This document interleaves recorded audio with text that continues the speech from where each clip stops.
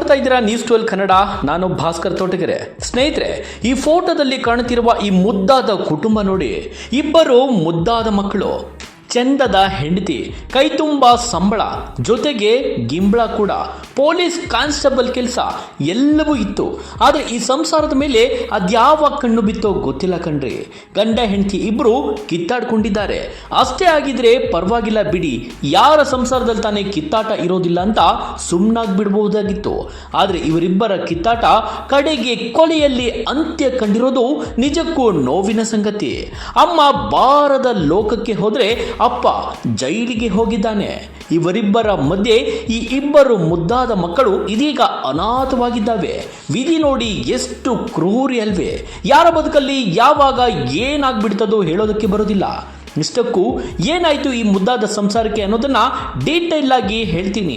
ಅದಕ್ಕೂ ಮುಂಚೆ ನೀವಿನ್ನೂ ನಮ್ಮ ಚಾನಲ್ಗೆ ಸಬ್ಸ್ಕ್ರೈಬ್ ಆಗಿಲ್ಲ ಅಂದ್ರೆ ಈ ಕೂಡಲೇ ಸಬ್ಸ್ಕ್ರೈಬ್ ಆಗಿ ಪಕ್ಕದಲ್ಲಿರೋ ಬೆಲ್ ಐಕಾನ್ ಕ್ಲಿಕ್ ಮಾಡಿ.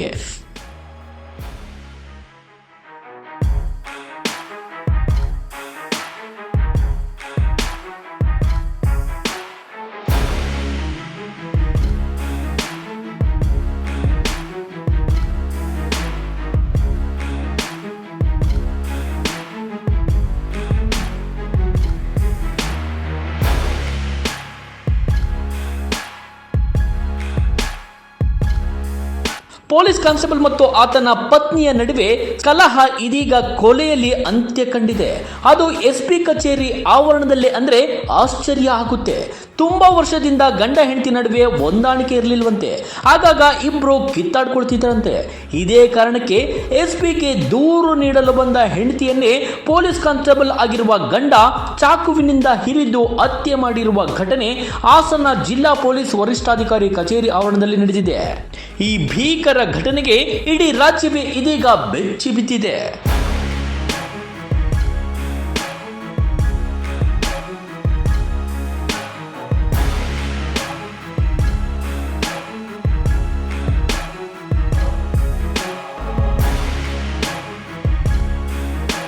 ಹಾಸನ ನಗರ ಪೊಲೀಸ್ ಕಾನ್ಸ್ಟೇಬಲ್ ಆಗಿ ಕಾರ್ಯನಿರ್ವಹಿಸುತ್ತಿದ್ದ ಲೋಕನಾಥ್ ಎಂಬಾತನೇ ತನ್ನ ಪತ್ನಿ ಮಮತಾ ಅವರನ್ನು ಹತ್ಯೆ ಮಾಡಿರುವ ಪಾಪಿ.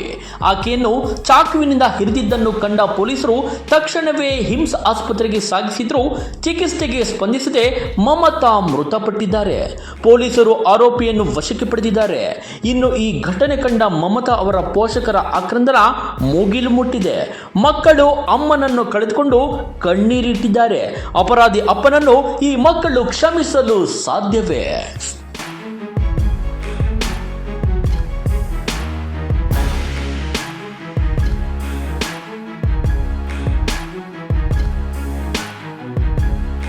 ಸಂಸಾರ ಅಂದಮೇಲೆ ಜಗಳ, ಮುನಿಸು, ಕೋಪ ಇದ್ದದ್ದೇ.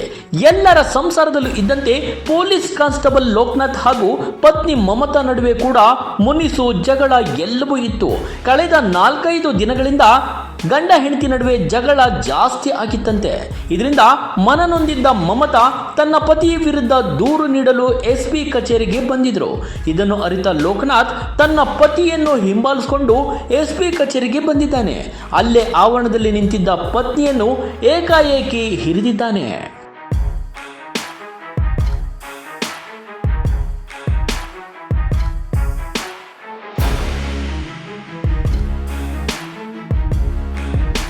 ಮೊದಲೇ ಹೇಳಿ ಕೇಳಿ ಈ ಲೋಕನಾಥ್ ಪೊಲೀಸ್ ಕಾನ್ಸ್ಟೇಬಲ್ ಇಂತಹ ಕೆಲಸ ಮಾಡ್ತಾನೆ ಅಂತ ಯಾರೊಬ್ಬರು ಕೂಡ ಊಹಿಸಿರ್ಲಿಲ್ಲ. ಸ್ವತಃ ಹೆಂಡತಿ ಕೂಡ ಗಂಡ ಹೀಗೆ ಮಾಡ್ತಾನಂತ ಅಂದ್ಕೊಂಡಿರಲಿಲ್ಲ ಅಂತ ಅನ್ಸುತ್ತೆ. ಅದು SP ಕಚೇರಿ ಆವರಣದಲ್ಲಿ ಇದನ್ನು ಯಾರಿಂದಲೂ ಕೂಡ ಊಹಿಸಲು ಸಾಧ್ಯವಿಲ್ಲ ತಾನೆ. ಆದರೆ ಇವನು ಮೊದಲೇ ನಿರ್ಧರಿಸಿ ಬಂದಿದ್ದ ಅಂತ ಕಾಣುತ್ತೆ. ಸ್ಥಳದಲ್ಲಿದ್ದವರಿಗೆ ಏನ್ ಆಗ್ತದೆ ಎನ್ನುವುದನ್ನು ಅರಿವಿಗೆ ಬರುವ ಮುನ್ನವೇ ಲೋಕನಾಥ ತನ್ನ ಪತ್ನಿಗೆ ಇರಿದು ಹಾಕಿತ್ತು. ಸ್ಥಳದಲ್ಲಿದ್ದ ಪೊಲೀಸರು ಲೋಕನಾಥ್ನನ್ನು ತಕ್ಷಣವೇ ವಶಕ್ಕೆ ಪಡೆದು ಮಮತಾರನ್ನು ಆಸ್ಪತ್ರೆಗೆ ಸೇರಿಸಿದ್ರು ಕೂಡ ಪ್ರಾಣ ಉಳಿಸಲು ಸಾಧ್ಯವಾಗಲಿಲ್ಲ. ದಂಪತಿಗೆ ಇಬ್ಬರು ಪುತ್ರರಿದ್ದಾರೆ. ಮಮತಾ ಸಾವಿನಿಂದ ದುಃಖಾಪ್ತರಾಗಿರುವ ಮಮತಾ ಕುಟುಂಬಸ್ಥರಿಂದ ಆಕ್ರಂದನ ಮುಗಿಲು ಮುಟ್ಟಿತ್ತು. SP ಕಚೇರಿಯ ಆವರಣದಲ್ಲಿ ಘಟನೆ ಆದ ಕಾರಣ ಯಾರಿಗೆ ರಕ್ಷಣೆ ಕೊಡ್ತೀರಿ ಎಂದು ಮೃತಳ ತಂದೆ ತಾಯಿ ಪೊಲೀಸರನ್ನು ತರಾಟೆಗೆ ತೆಗೆದುಕೊಂಡಿದ್ದಾರೆ. ಈಗಾಗಲೇ SP ಅವರು ಘಟನಾ ಸ್ಥಳಕ್ಕೆ ಬಂದು ಘಟನೆಯ ವಿವರ ಪಡೆದುಕೊಂಡಿದ್ದಾರೆ. ಮುಂದಿನ ಕ್ರಮಕ್ಕೆ ಆದೇಶಿಸಿದ್ದಾರೆ. ಒಟ್ಟಾರೆ ಸ್ನೇಹಿತರೆ, ಏನೇ ಕ್ರಮ ಕೈಗೊಂಡ್ರೂ ಆತನಿಗೆ ಕಠಿಣ ಶಿಕ್ಷೆ ಆದರೂ ಹೋದ ಜೀವ ಮರಳಿ ಬರುತ್ತಾ? ಅಮ್ಮನನ್ನು ಕಳೆದುಕೊಂಡು ಅನಾಥವಾದ ಮಕ್ಕಳಿಗೆ ಮರಳಿ ಅಪ್ಪ ಅಮ್ಮನೊಂದಿಗೆ ಕಳೆದ ಆ ದಿನಗಳು ಮರುಕಳಿಸಲು ಸಾಧ್ಯವೇ? ಮೂರ್ಖ ಪೊಲೀಸ್ ಕಾನ್ಸ್ಟೇಬಲ್ ಲೋಕನಾಥ್ ಸ್ವಲ್ಪ ತಾಳ್ಮೆ ವಹಿಸಿದ್ರೂ ಹೆಂಡತಿಯನ್ನು ಕೊಲೆ ಮಾಡ್ತಿರಲಿಲ್ಲ. ಅವನು ಕೂಡ ಜೈಲು ಸೇರ್ತಿರಲಿಲ್ಲ. ಅಷ್ಟೇ ಅಲ್ಲದೆ ಮಕ್ಕಳನ್ನು ಹೀಗೆ ಅನಾಥವಾಗಲು ಬಿಡ್ತಿರಲಿಲ್ಲ. ಏನಂತೀರಿ? ನಿಮ್ಮ ಅನಿಸಿಕೆ ಅಭಿಪ್ರಾಯವನ್ನು ಕಾಮೆಂಟ್ ಮೂಲಕ ತಿಳಿಸಿ. ಧನ್ಯವಾದಗಳು. TV12 ಕನ್ನಡ, ಇದು ಕನ್ನಡಿಗರ ಧ್ವನಿ.